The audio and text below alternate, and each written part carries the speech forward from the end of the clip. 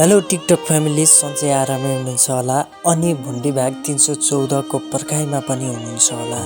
तपाईलाई भुन्डी सिरियल असाध्यै मनपर्छ भने टिकटक आइडीलाई फलो गरेर जोडिनु होला अनि यो भिडियोमा लाइक, कमेन्ट, सेयर गर्न पनि नबिर्सिनु होला। अब आउने एपिसोडमा भुन्डी भूपेन्द्रसँग भेट हुन्छ होला त। भूपेन्द्रले भुन्डीलाई ठुलो धोका दिएको थियो। त्यो धोका सहन नसकेर भुन्डीले घर छोडेर गएकी हुन्।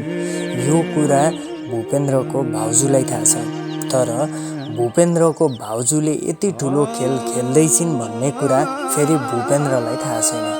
यसरी अहिले यो दोधारमा काम भइराख्दाखेरि अब आउने एपिसोडले नयाँ अध्याय सुरु गर्ने पक्का छ, किनभने भूपेन्द्रलाई केही कुरा थाहा छैन।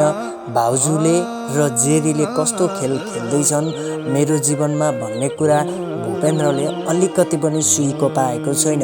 यसले गर्दाखेरि भूपेन्द्रले भुन्डीलाई घृणा गर्ने अझै देखिन्छ।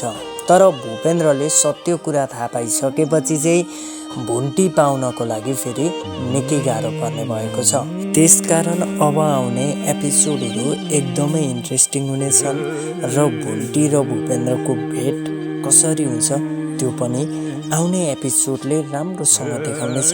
त्यो एपिसोडहरूको प्रतीक्षामा हुनुहुन्छ भने कमेन्ट गर्नुहोला अनि भिडियोलाई लाइक पनि गर्नुहोला।